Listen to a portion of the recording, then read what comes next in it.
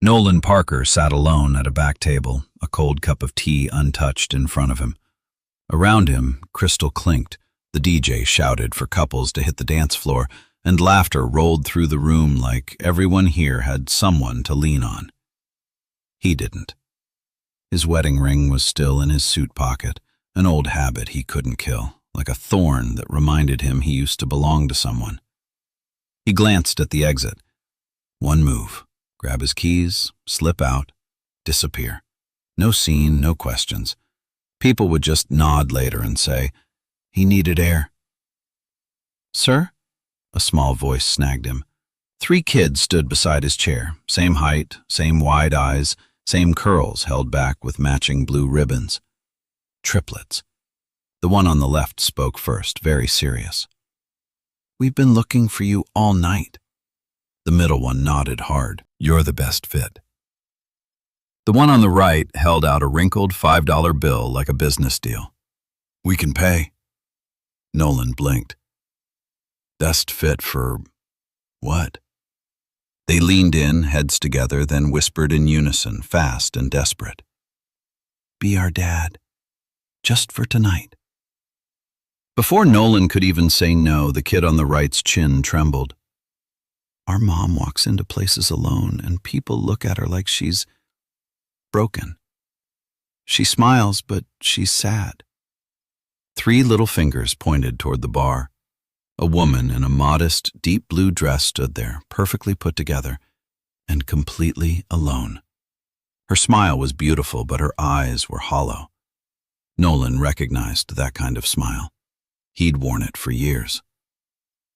And then he noticed the event photographer's camera swing toward his table, lens locking in like it was waiting for something to explode. The woman turned at that exact moment, met Nolan's eyes, and started walking straight toward him.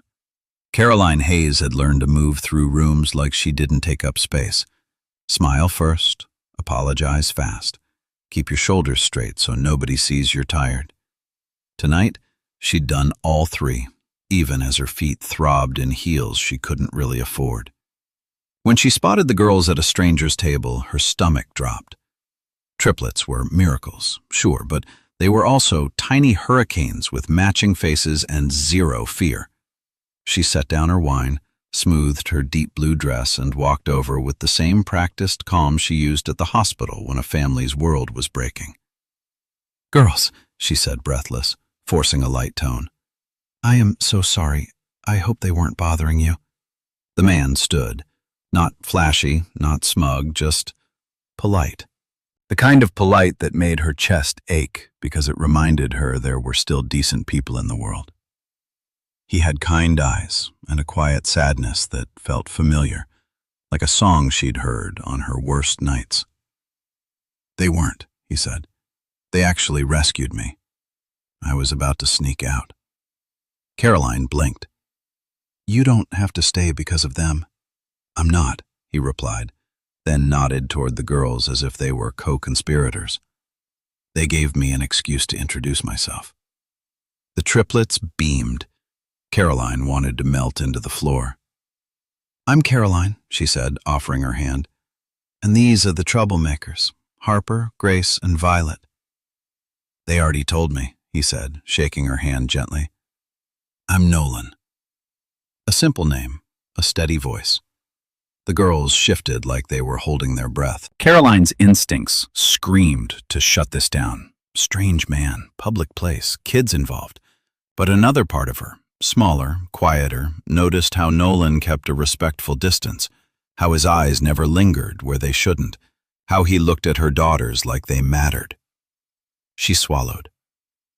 "They sometimes get ideas."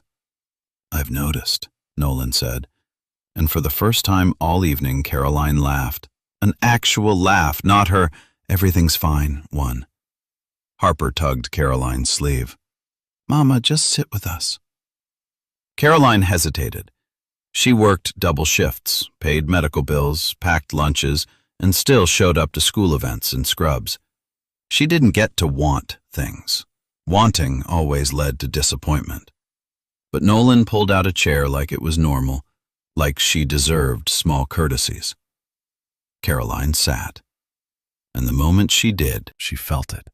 That prickling awareness that something about tonight wasn't accidental. Across the room, the photographer's camera wasn't pointed at the dance floor anymore.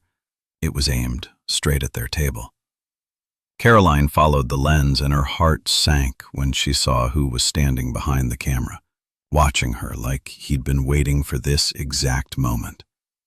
Caroline's paycheck hit her account every other Friday and vanished by lunch.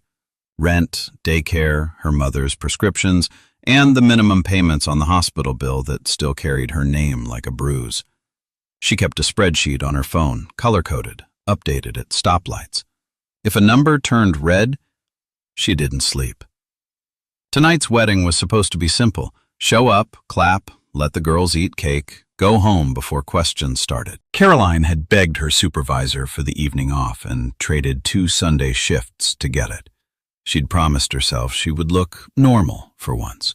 No scrubs, no tired ponytail, no pity. Just a woman in a blue dress raising 3 bright girls. Nothing tragic about it. But tragedy had a way of showing through cracks. People asked where the father was, like it was a missing coat she'd misplaced.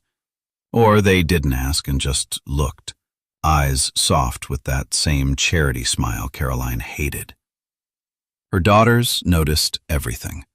They protected her the only way kids knew how. Loud love, wild plans, and bravery that scared her. Nolan's kindness at the table felt dangerous because it made her want to lean. Wanting was a luxury. Leaning meant falling. She'd fallen once, trusted the wrong man, signed a lease she couldn't afford, and ended up choosing between formula and heat. Since then, she'd built her life like a sandbag wall, practical, heavy, and meant to hold back floods. So when she noticed the camera tracking them, her first thought wasn't romance. It was risk. Photos became gossip. Gossip became school whispers, and whispers became calls to child services in her nightmares. She'd seen it happen to other nurses. One bad rumor, one ugly ex, and suddenly everything was under review. Caroline followed the lens and felt her throat close. Behind the photographer stood a man in a tailored suit, smiling like he owned the room. She recognized that smile. Mark Deller, her ex, wasn't supposed to be here, and he was holding his phone up, recording. 6 years ago, Mark had left when the triplets were still in diapers, muttering that 3 babies were a trap. Last month, he'd texted out of nowhere asking for a fresh start, then demanded a paternity test, like their faces weren't proof enough. When she refused, he threatened court, saying her debt and long shifts made her an unfit mother. Now he was here, camera ready, waiting to paint her as desperate. Mark stepped forward and called her full name into the microphone. The reception hall had been dressed to look like a dream, white roses spilling over tall gold stands, candles floating in glass bowls, a string quartet tucked near the stage while the DJ waited behind a sleek sound booth. It was elegant, warm on the surface, but the air carried that sharp social edge Caroline knew too well. People smiling while measuring each other. At the center of it all was the microphone stand, positioned in front of a huge LED screen looping photos of the bride and groom. Every few minutes, the screen flashed a new image, childhood snapshots, engagement photos, smiling families, proof that everyone here belonged to a story that made sense. Caroline's didn't. Nolan noticed her stiffen. His gaze followed hers, then narrowed slightly. "Who is that?" he asked, low enough that the girls couldn't hear. "My ex," Caroline whispered. "Mark." Nolan's jaw tightened, but he stayed calm. He shifted his chair so his body angled between Caroline and the open room, like he was giving her cover without making a show of it. That quiet protection made her throat burn. Across the hall, Mark leaned toward the wedding photographer like they were old friends. The photographer hesitated, then reluctantly lifted his camera again. Mark's phone was already up, recording in crystal clear focus. Caroline could practically hear his voice in her memory. "You'll regret this. I'll make sure everyone knows what you really are." The DJ tapped the mic. "All right, folks, quick announcements before the next dance." Mark stepped in smoothly, hand already on the microphone stand, smile wide like this had been arranged. The DJ blinked, confused, but Mark flashed a confident nod, the kind that said, "Relax, it's fine." People like Mark always knew how to take the center without asking. A few guests turned, then more. Heads pivoted like sunflowers following light. Caroline felt the room's attention slide toward her table, pulled by Mark's certainty. Nolan's hand hovered near hers, not touching, waiting for permission. Caroline's fingers curled around her napkin so tight her knuckles went pale. Her girls were still sipping Shirley Temples, blissfully unaware, their feet swinging under the table. Caroline wanted to scoop them up and run. But running was what Mark expected, proof in his twisted logic that she was guilty of something. The LED screen behind Mark changed again, showing a sweet photo of the bride with her father. The crowd awed on cue. Mark cleared his throat into the mic, testing it. The speakers boomed. Caroline flinched. Somewhere above them, a small black dome camera glinted near the ceiling beam. Venue security. Caroline had noticed it when she walked in.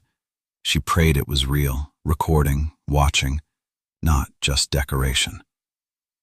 Mark smiled right at her table and lifted his chin, like a prosecutor about to call his first witness. Mark's voice rang through the speakers.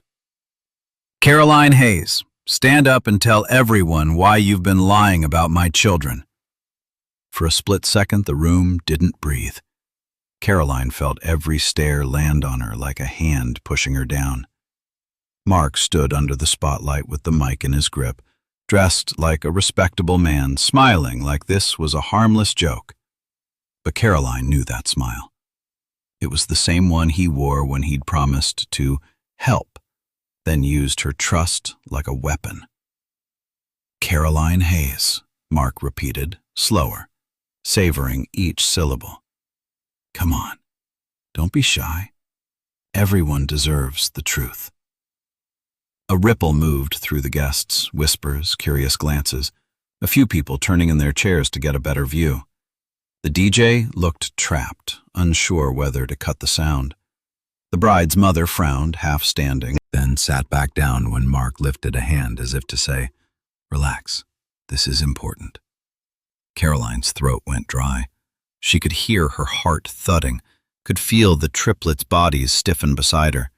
Harper's tiny fingers clamped around Caroline's wrist. Grace stared at the stage like she wanted to bite someone. Violet's eyes filled with instant tears, silent, furious, determined not to fall. Nolan's voice was low. "Do you want to leave? I'll take you out the side door." Caroline shook her head once. Leaving would look like running. Running would look like guilt. And Mark would use that clip forever. Mark leaned closer to the microphone. 6 years ago, Caroline told me I was the father of her kids, he said smoothly, loud enough for the entire hall. Then, she disappeared. No calls, no visits, nothing. Now she's here, acting like I don't exist. Gasps. A few sympathetic, "Oh no," murmurs. Caroline's stomach clenched. He was rewriting history in real time, turning abandonment into victimhood. Behind him, the LED screen kept looping happy family photos, like a cruel backdrop. Mark lifted his phone higher, recording her table. "So here's my question," he continued, voice sweet with poison. "Why hide them from me, Caroline? Unless you weren't sure I was the father. Unless you've been lying." The word lying hit like a slap. Caroline's cheeks burned. She tasted metal. She forced herself to stand, knees trembling inside her heels.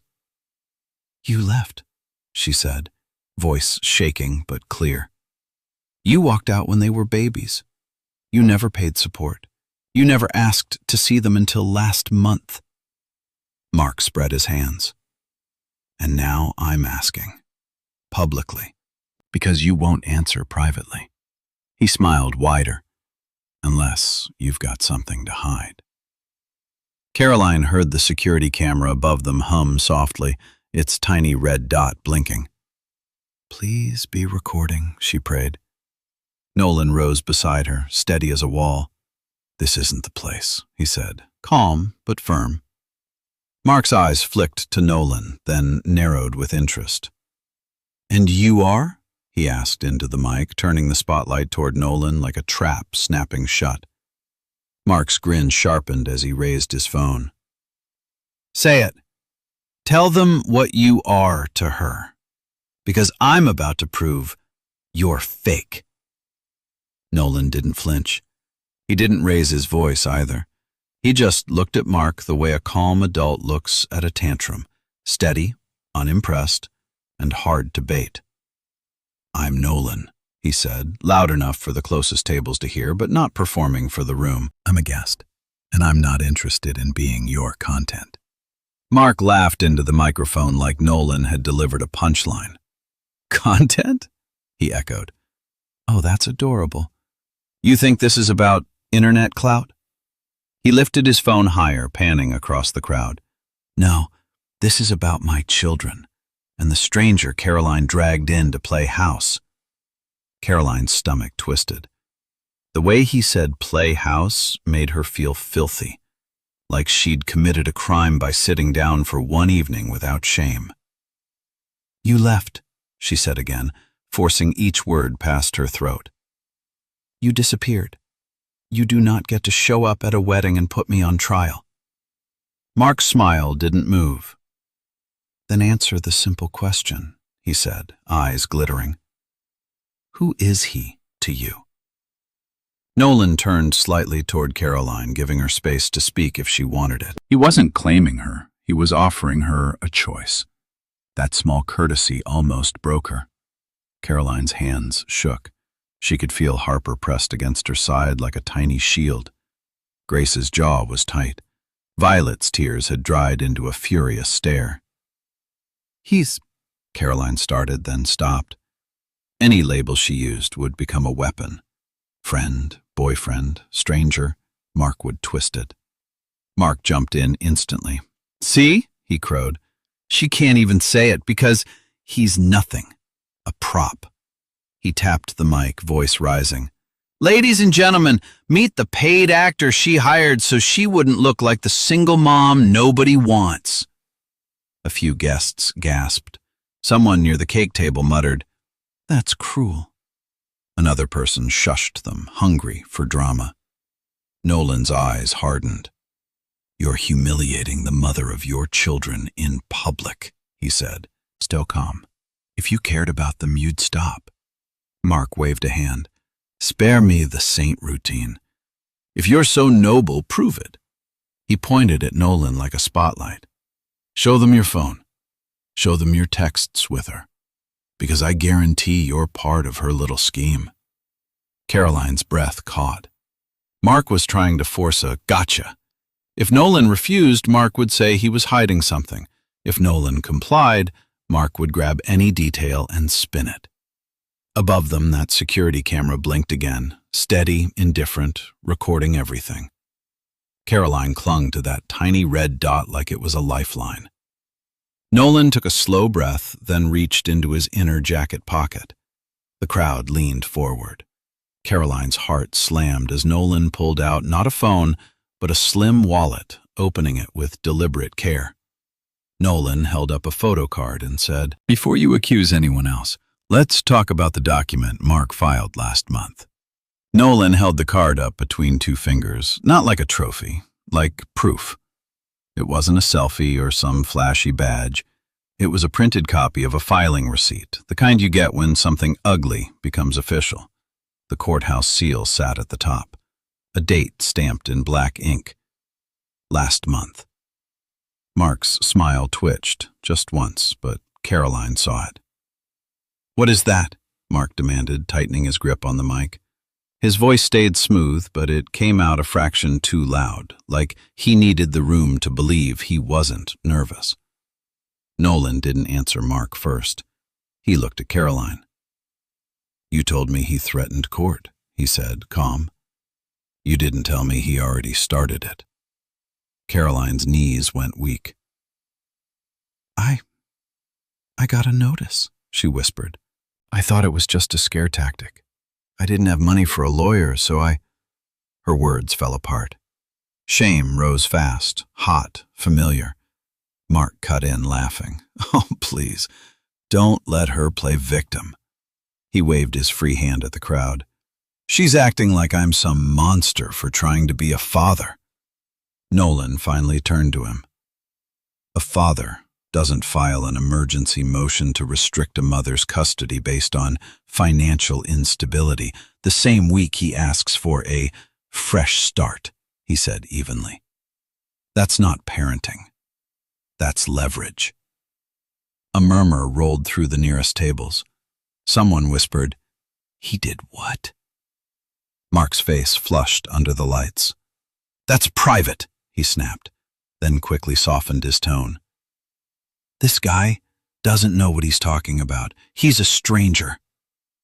Nolan nodded once, like he'd expected that. "True, I am a stranger." He raised the receipt higher so the front tables could see the bold header and the date. "Which is exactly why it's interesting you're trying to create a public narrative tonight. Because a courtroom narrative needs an audience too." Caroline felt Nolan's presence beside her like a shield, not possessive, protective. Her daughters watched Mark with sharp adult eyes that didn't match their small faces.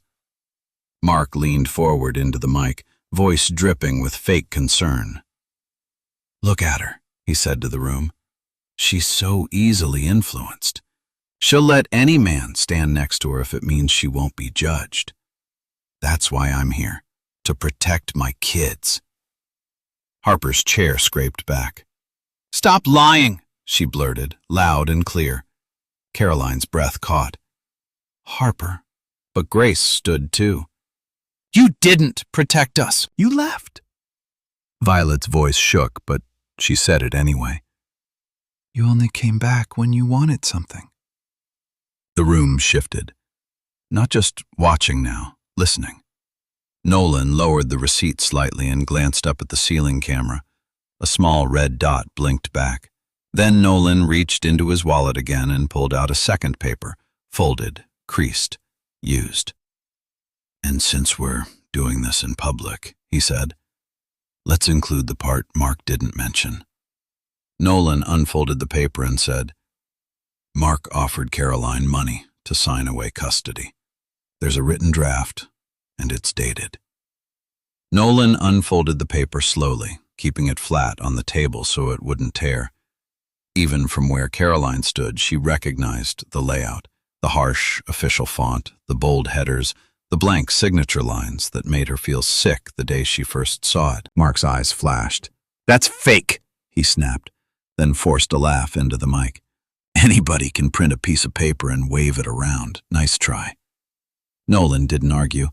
He simply lifted the page so the closest guests could read the top line. "Draft agreement," he said, voice level. "Voluntary relinquishment of custody. Dated and labeled as an offer." A hush dropped over the nearest tables. Not the playful kind of silence people used for speeches, the tight kind, like everyone suddenly realized this wasn't wedding entertainment anymore. Caroline's mouth went dry. "I didn't sign it," she blurted, hating how defensive she sounded, hating that Mark had trained her to explain herself. "He emailed it. Then he texted me saying I had 48 hours or he'd make it public." Mark leaned toward the mic, eyes hard. "She's lying again. That's what she does." Nolan flipped the page to the second sheet. "Then explain this," he said, tapping a paragraph with his finger. "It offers a lump sum payment in exchange for immediate termination of her custody rights." He paused, then looked straight at Mark. "And it includes your name, your address, and a payment schedule." Mark stepped off the stage in 2 quick strides, still holding the mic like a weapon. "Give me that," he hissed, low enough that only the front tables heard. His hand shot out. Nolan moved the paper back out of reach. "No," he said, calm as stone. Mark's grip tightened on the microphone. "You think you're some hero? You're nothing but a stranger she dragged in because she's terrified of being exposed." "Stop," Caroline said, voice shaking. She could feel her daughters behind her, pressed together like one body, braced for impact. A man in a charcoal suit rose from the head table, broad shoulders, silver hair, the kind of posture that came from decades of authority. He didn't smile. "That's enough," he called, walking toward them with measured steps. Someone whispered, "That's Mr. Patterson." And suddenly the name meant something. The bride's father. Retired law enforcement, if Caroline remembered correctly. Mr. Patterson looked up at the ceiling corner where the black dome camera blinked. "This venue records security footage," he said loudly for the room, "and that camera has a clear view of the stage and this table." Mark froze for half a second, just long enough for Caroline to see the crack in his confidence. Mr. Patterson turned to the DJ. "Cut the mic," he ordered. The speakers went silent, and in that sudden quiet, the photographer, pale, sweating, finally spoke. "He told me to keep filming her," the man admitted, voice thin. "He said it was for court." Mr. Patterson pulled out his phone and said, "Security is on the way. Mark, don't move, because we're preserving every second of footage." Mr. Patterson's thumb flew across his phone screen. "I'm calling venue security and the manager," he said, loud enough for the first 2 rows to hear. "No one's leaving with paperwork in their hands until footage is preserved." Mark's confidence didn't disappear. It tightened, like a knot pulled hard. He stepped closer to Caroline, angling his body so the crowd could still see her face, but she couldn't easily see the exits. "Caroline?" he said, voice suddenly gentle, the fake concern he used when he wanted something. "Let's not do this here. Come talk like adults." "I am talking," Caroline forced out. Her heart hammered so hard she felt sick. Harper's fingers dug into her palm. Grace looked ready to lunge. Violet's chin trembled, but she didn't cry. Mark lowered the mic and hissed, "If you keep embarrassing me, I'll make sure your hospital hears about this. You think HR won't care that you brought a random man around our kids? You think they won't question your judgment?" Nolan's head snapped up. "That's a threat," he said. Mark smiled without humor. "It's reality." The venue manager appeared near the DJ booth, whispering with the photographer who kept nodding like he wanted to disappear. 2 staff members moved toward Mark, cautious but firm. The crowd shifted again. Some people stood, some pulled out phones. Others looked away like they didn't want to be witnesses but couldn't stop watching. Mark leaned closer to Caroline, speaking fast. "Listen to me. You're drowning in debt. You work doubles. You're one exhausted mistake away from losing your license. Sign the agreement and I'll give you the money. You can pay your bills, keep your precious image, and I'll take the girls on weekends. Easy." Caroline's stomach turned. "You don't want weekends," she whispered. "You want control." Mark's eyes sharpened. "I want my name cleared, and I want you to stop acting like I'm the villain." Nolan stepped between them, not touching Mark, just blocking his line. "Back up," he said quietly. Mark's jaw flexed. Then he reached into his inner jacket pocket and pulled out a thick envelope. He slapped it on the table so hard the silverware jumped. "Fine," he said, turning to the room again, voice rising. "Since everyone wants a show, here's the truth." He yanked out papers, crisp and official, and held them high. A court stamp flashed under the lights. Caroline's breath stopped when she read the top line.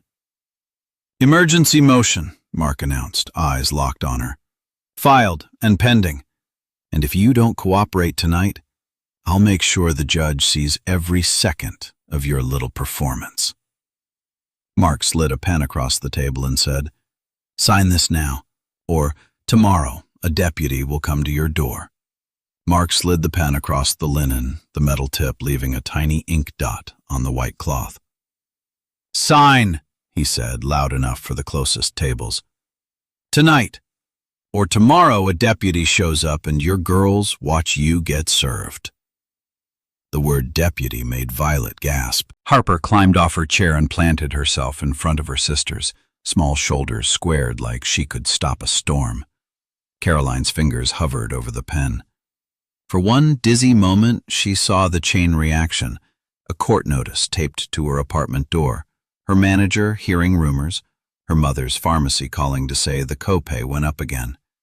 She could almost feel the floor give way. Nolan's hand covered the pen before hers could touch it. "You don't have an order," he said. "You have a motion." Mark's smile snapped back into place. "You're not a lawyer." "No," Nolan replied. "But I can read. And so can the security camera." Mr. Patterson stepped closer, voice like gravel. "Show the judge's signature, son." Mark lifted the top page and waved it toward the crowd. "Emergency filing," he announced, as if filing alone made him righteous. "She's unfit. She works nights, sleeps through school pickups, can't pay her bills. I'm saving my children." A few guests murmured.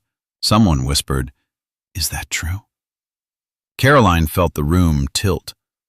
Mark leaned in, lowering his voice to a hiss meant only for her.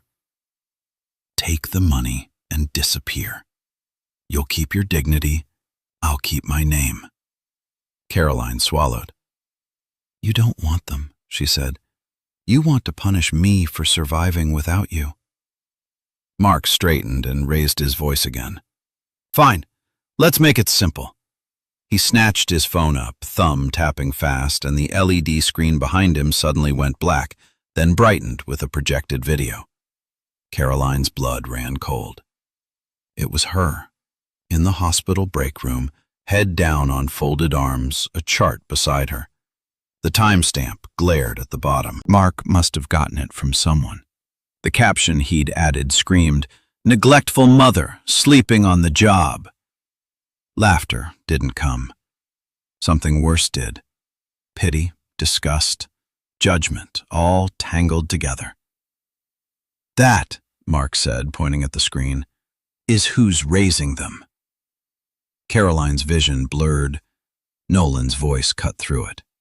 "That's a break room," he said, "and that's a nurse who just worked a double." Chairs scraped. A woman in a navy blazer stood up near the dance floor, face pale with fury. "Mark Deller," she said, projecting her voice without a microphone. "I'm human resources at St. Anne's, and you just admitted you're stalking our staff." Mark lunged for the projector controls as security rushed up the aisle. Security moved fast, 2 guards in black polos hustling up the aisle while the venue manager pointed toward the stage. Mark tried to slap the laptop shut, but HR, Ms. Benton, grabbed the HDMI cable and yanked it free. The LED screen went dark. A collective exhale swept the hall, followed by the ugly sound of whispering. "Did she really fall asleep at work?" someone asked. "That's a break room," another person said, but their voice was smaller. Caroline stood frozen, heat flooding her face.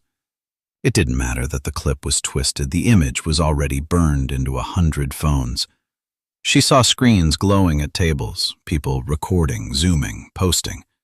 She imagined her supervisor watching it tomorrow with coffee in hand, judging her without asking a single question. Mark raised both hands like he was the one being attacked. "You see?" he shouted, backing away from the guards. "This is exactly what she does. She turns everyone against me." "She's manipulative. She's unstable. She's got strangers around my kids." Harper screamed, "He's lying!" But the room didn't cheer. It just watched, hungry and unsure. The bride hurried over in tears, clutching her skirt. "This is my wedding," she whispered to the manager, devastated. The manager nodded and turned to Caroline. "Ma'am, I'm sorry, but I need you to come with me. We have to take statements." Come with me, like she'd caused the fire. Caroline's legs finally moved. Nolan stayed at her side. Mr. Patterson followed, already telling security to pull the camera feed and lock it. The photographer hovered nearby, trembling, repeating, "He told me to film her. I have the messages." Evidence, real and early, yet Caroline still felt stripped bare. As they passed the coat rack, Mark leaned toward her one last time, voice low and venomous. "Your hospital will never trust you again," he whispered. "And when the judge sees the debt, the overtime, the mess, you'll lose." Caroline's hand flew to her purse. The strap was there, but the zipper was open. Her wallet was gone. Her ID badge, her bank card, and the small orange bottle of her mother's heart medicine she'd picked up on the way here. Her breath hitched. She turned back and saw Mark's fist bulging around something in his pocket as he smiled. In Mark's pocket, the orange pill bottle flashed, proof he'd stolen what she needed most. Caroline stumbled into the venue's quiet service hallway, away from the music and the staring faces. The manager guided her into a cramped office behind the kitchen. Ms. Benton from HR shut the door, turning the reception into a muffled roar. Caroline clutched her purse and shook it, as if the missing weight might drop back into place. Nothing. No wallet, no ID badge, no bank card. Worst of all, the small orange bottle of her mother's heart medication was gone. She pictured her mom at home, sitting upright in bed, pretending the tightness in her chest was just indigestion. Caroline had promised she'd be back with the refill before midnight. From the hallway came a thin, panicked cry. Violet calling, "Mama?" The triplets had been ushered into the bridal suite with a bridesmaid, but Caroline could still hear them, frightened and confused. Mark's stunt hadn't just humiliated her.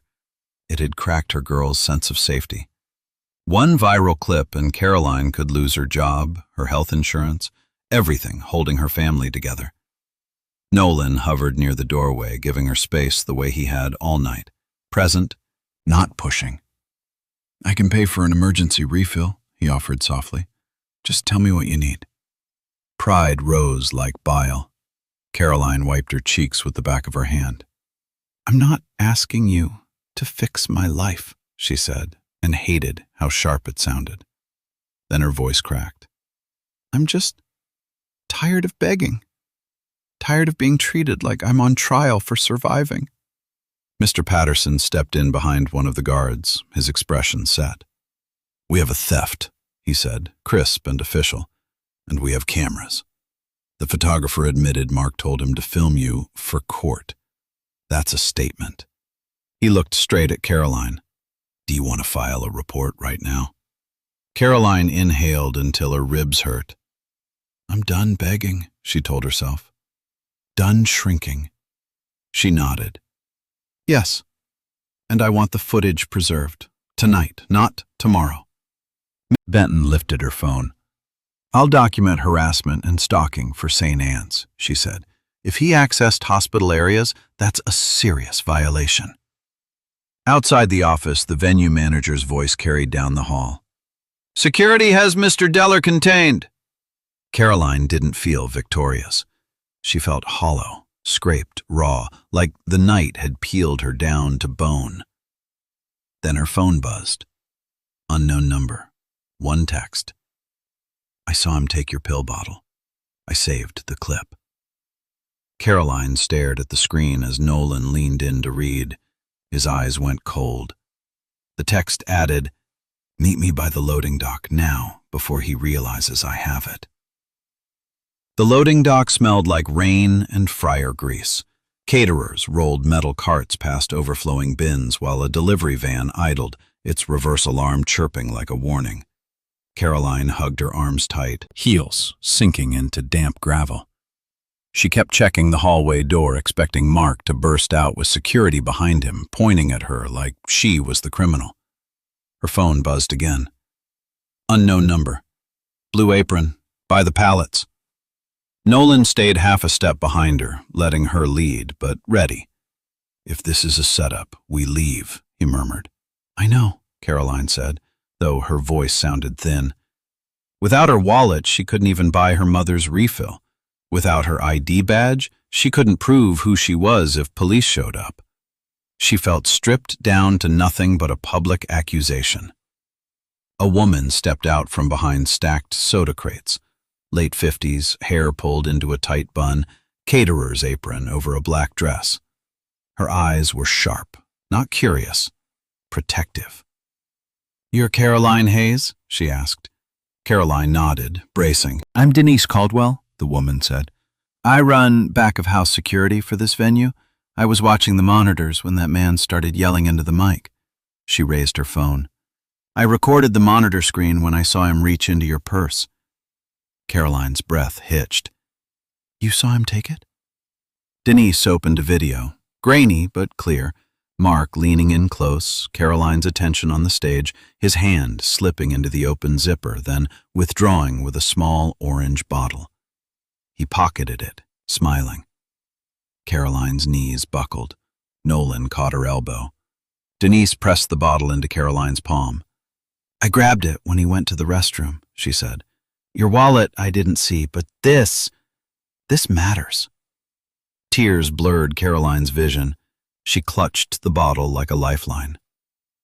"Thank you," she whispered. "You don't know what he's doing to us." "Oh, I know," Denise replied, voice hard. "He just told the manager you assaulted him, and he told one of the guards you're trying to run with the kids." Caroline's blood turned to ice. "My curls." Denise pointed toward the hallway. "He's headed to the bridal suite right now, and security hasn't been briefed yet. If you want your daughter safe, you move." She stepped closer. "I'll walk with you, and I'll testify to every second." Denise grabbed Caroline's wrist. "Move! Mark is already at the bridal suite door." Denise didn't let go of Caroline's wrist until they reached the bridal suite corridor. The music from the reception was distant now, replaced by the sharp clatter of catering pans and the hush of people holding their breath behind closed doors. At the end of the hallway, Mark stood with one palm braced on the bridal suite door like he owned it. A bridesmaid blocked him, shaking. Two security guards hovered nearby, uncertain because Mark was talking fast, flashing papers, painting Caroline as the danger.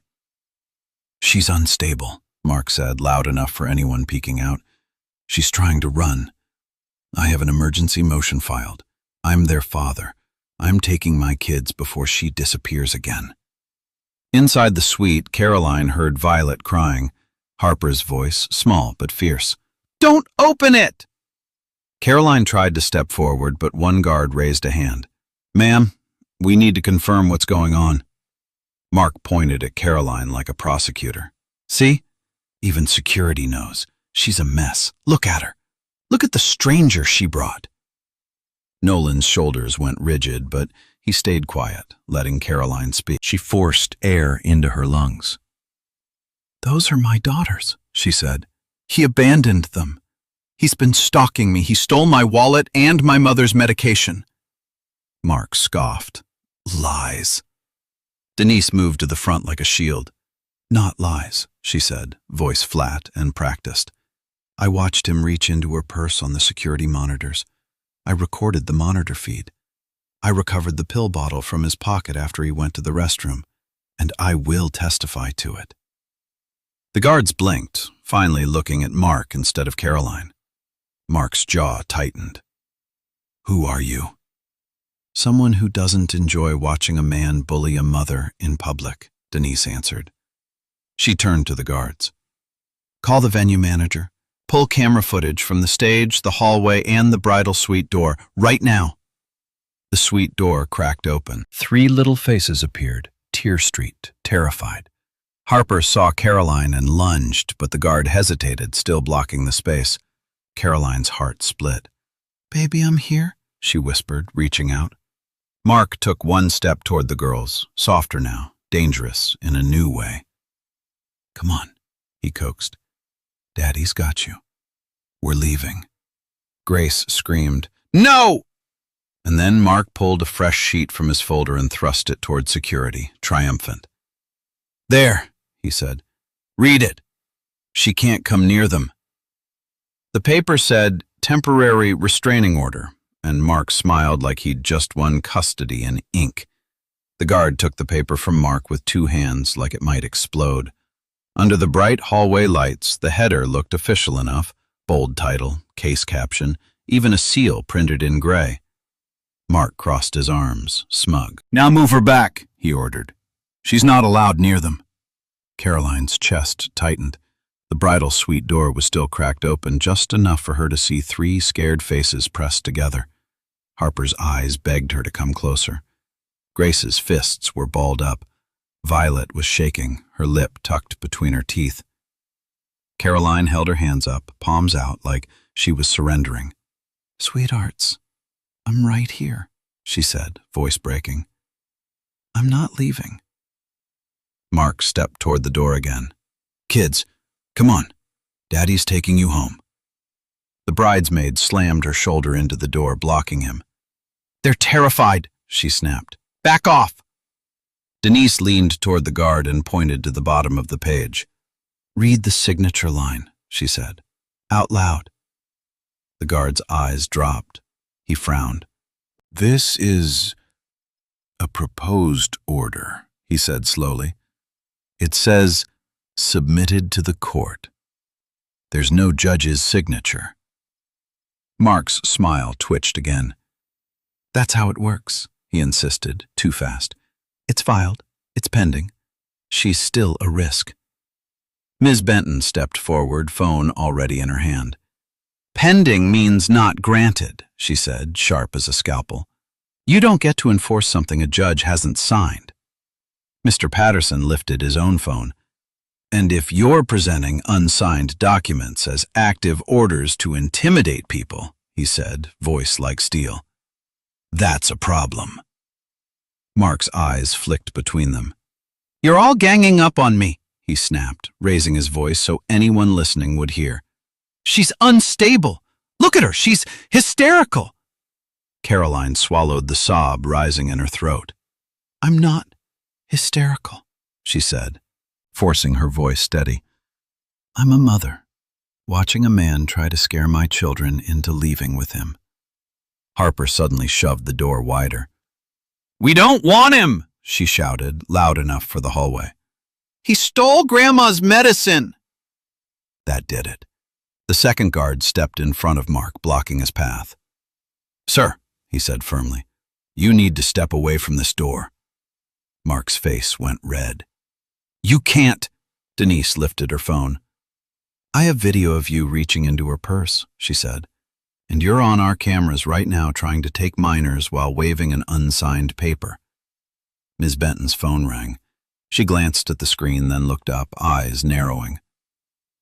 "That's the courthouse clerk returning my call," she said. Ms. Benton answered on speaker and said, "Please confirm there is no restraining order approved against Caroline Hayes, correct?" Ms. Benton hit speaker and held the phone up. "Clerk's office, family division," a woman answered, voice brisk. Ms. Benton gave her name, the case number, then asked, "Is there an active restraining order approved against Caroline Hayes tonight?" The clerk didn't hesitate. "No, ma'am. There is no signed order. What's been filed is a motion and a proposed order. Until a judge signs, it is not enforceable." Silence, then a wave of murmurs. Mark's face drained. He snatched the paper back from the guard. "You're misunderstanding." Mr. Patterson stepped closer. "We're understanding just fine. You're waving an unsigned document at minors." The first guard squared his shoulders. "Sir, step away from the children. Now." Mark's eyes flicked to the bridal suite door. For the first time, Caroline saw calculation, not swagger. He lunged anyway, reaching past the guard as if he could grab the girls and outrun the truth. Denise moved faster. She planted her body between Mark and the doorway and raised her phone. "I have the monitor clip of your hand in her purse, plus you on camera trying to remove the children. Keep moving, and you'll add assault. Mark froze, breathing hard. She's poisoning them against me, he spat, nodding at Harper. Tell them the truth, Caroline. Tell them you need help. Caroline's voice came out steadier than she felt. I do need help, she said. From people like you. So I'm done being quiet. She turned to the guard. My wallet was taken, my ID badge, my bank card. I want it documented as theft. Ms. Benton, still on speaker, asked the clerk, Can you confirm whether Mr. Markdeller has any order granting him immediate custody tonight? None, the clerk replied. And if he is representing an unsigned proposed order as active, you may want to notify law enforcement. That sentence landed like a hammer. The second guard reached for his radio. The manager's voice crackled back. Police en route, footage locked, copies requested. Mark tried to smile again, but it slid off his face. You think this changes anything? I'll file again tomorrow. Nolan finally stepped forward, calm, holding his own phone. You can file all you want, he said, but tonight, your texts explain why you're doing it. He tapped the screen, ready to show the room. Nolan turned the phone toward Caroline first, and the message on the screen made her knees go weak. Nolan angled the screen toward her first. A text thread with Mark's number filled the display, timestamps lined up like nails. The latest message was from 2 nights ago. Get her on camera looking unstable, Mark had written. If she panics, we win the emergency hearing. My boss wants a family man for the promotion, and I'm not letting that woman ruin it. Caroline's breath left her body. Promotion. Not love, not fatherhood. Just image and control. Nolan scrolled. Another text. And take her wallet if you can. No cards means she can't hire a lawyer fast. A third. If she fights, threaten her job. Nurses fold when HR gets involved. Caroline's hands started to shake again, but this time it wasn't only fear. It was rage, clean, sharp, focusing. She looked at her daughters in the doorway. Harper held Grace's hand. Violet clung to the bridesmaid's skirt. 3 little faces waiting for her to be the grown-up who didn't break. I'm done, Caroline said, voice low. No more bargaining, no more explaining my life to people who don't care. Ms. Benton leaned in. I can print those messages and sign an affidavit that I heard the clerk confirm there's no order, she said. And I can get IT to check whether he accessed hospital Wi-Fi or cameras. Denise lifted her phone. My monitor recording gets copied to the manager and police. Chain of custody, clean and simple. Mr. Patterson nodded once.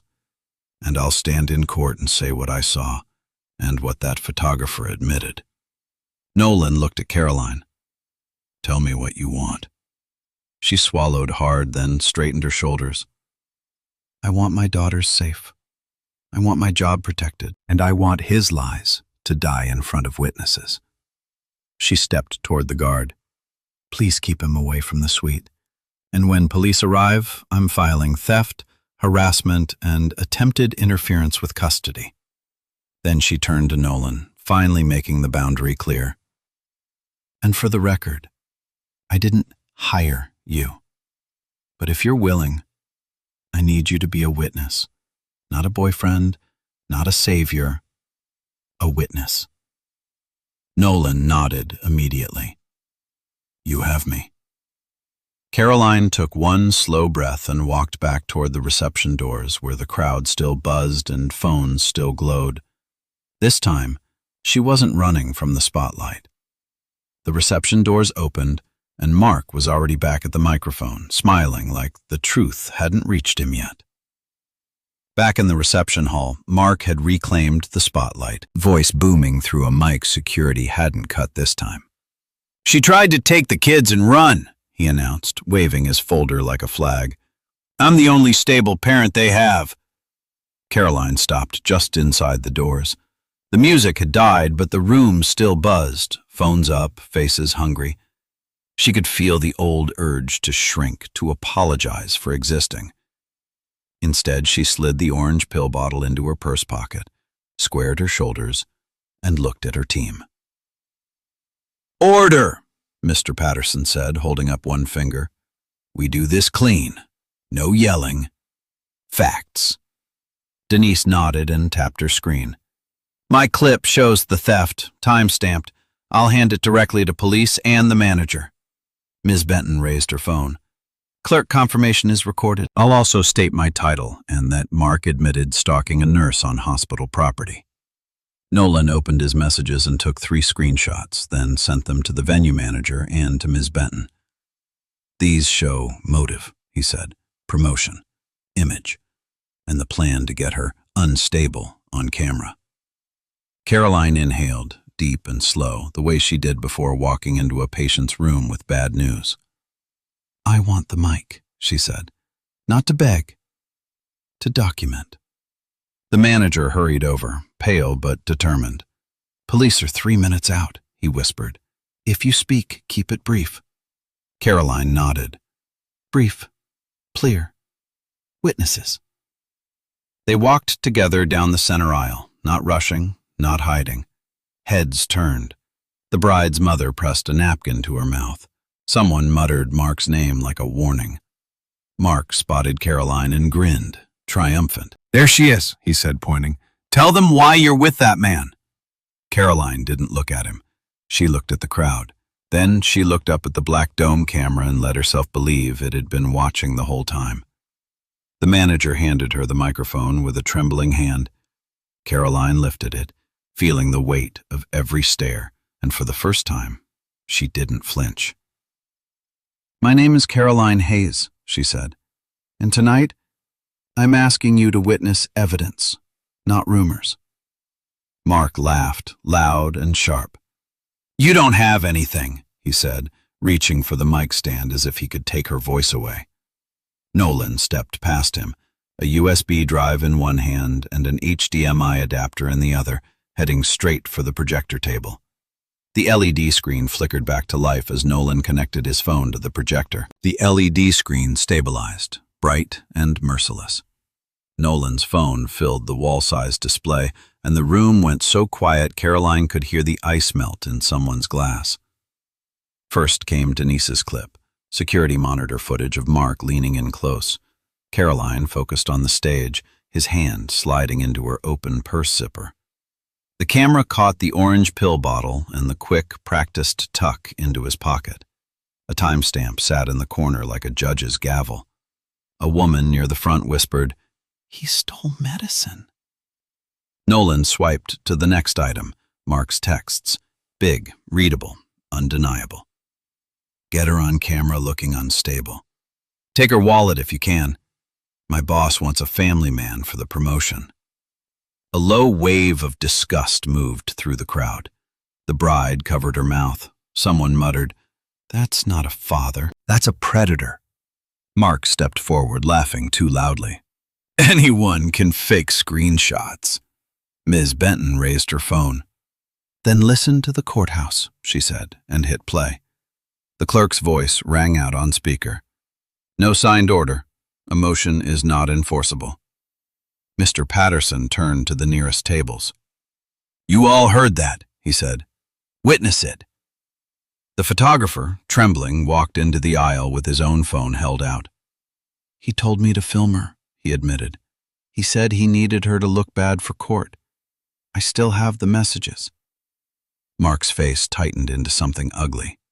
"Shut up," he snapped. Security closed in. The venue manager raised his voice. "Mark Deller, you are trespassed from this property. Police are here." 2 officers entered from the side door. Mark spun, switching tactics in a heartbeat. "Officers." "She kidnapped my kids," he shouted, pointing at Caroline. "She's unstable. Caroline lifted the microphone, hands steady now. "My name is Caroline Hayes," she said. "Those texts are his. The theft is on video. The clerk confirmed there is no order. I want a report for theft, harassment, and attempted interference with custody." One officer nodded. "Ma'am, we'll take your statement." Mark's eyes darted, then he looked down at his phone and smiled like a man lighting a match. "Too late," he said softly, and Caroline heard the unmistakable whoosh of a message sending. "I just emailed that break room video to your hospital board." Caroline's phone lit up with a new notification from St. Anne's, and her stomach dropped. Caroline's phone buzzed again, and her stomach clenched until she read the subject line. "Urgent. Report of staff harassment. Received." Ms. Benton took the phone gently. "Let me handle this," she said, then looked at the officers. "Mark Deller just admitted, on camera, that he's targeting a nurse to force a custody outcome. I am HR at St. Anne's. We have grounds for a formal complaint and a no trespass order at the hospital." One officer nodded. "Ma'am, we'll attach your statement to the report, and we're requesting the venue footage tonight." Mark tried to speak over them. "She's incompetent. She sleeps at work." Ms. Benton cut him off, cold. "That video was in a break room. You edited it to imply misconduct, and you just told an entire room you obtained it to damage her employment. That's retaliation." Denise stepped beside the manager and handed over her phone. "Here's the theft clip. Time-stamped. Clear view. Chain of custody starts with me." The photographer, still shaking, forwarded his messages to the manager and the officer, repeating, "He told me to film her for court." Caroline finally lifted her own voice, quiet, steady. "I want my wallet back. I want a theft report, and I want a protective order because he's escalating." The second officer guided Mark aside. "Sir, turn out your pockets." Mark's grin faltered as a bank card and a folded ID slid onto the tablecloth, followed by Caroline's missing badge. The room didn't gasp this time. It went disgustingly silent. 2 days later, the hearing was short because the evidence was not. The judge denied Mark's emergency motion, warned him about presenting unsigned proposed orders as active restraints, and granted Caroline a temporary protective order. The police report became the backbone for charges: theft, harassment, and interference. Mark's family man promotion evaporated the same week. His employer didn't celebrate men who weaponized children. St. Anne's issued a formal memo. Caroline was not under discipline. The clip was misleading, and the hospital supported her report. Her supervisor hugged her in the hallway and said, "You did the right thing."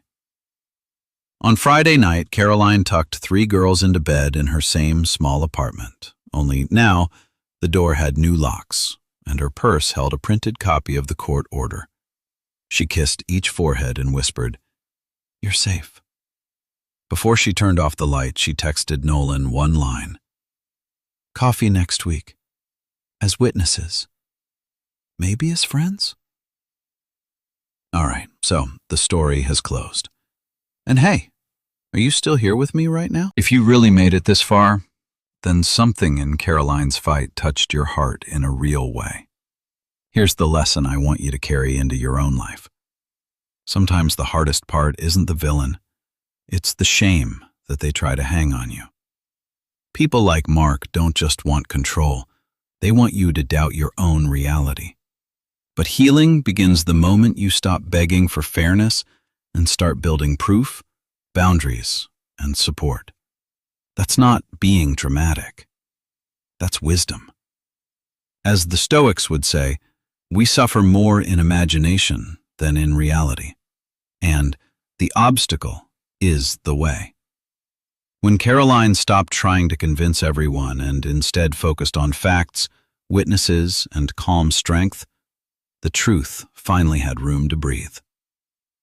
So if you're carrying silent pressure right now, remember, your dignity isn't something anyone gets to vote on. Protect what matters, document what's true, and let your actions speak. And if this story meant something to you, please tap like, share it with someone who needs courage tonight, and subscribe, because you're not alone here, and more healing stories are coming.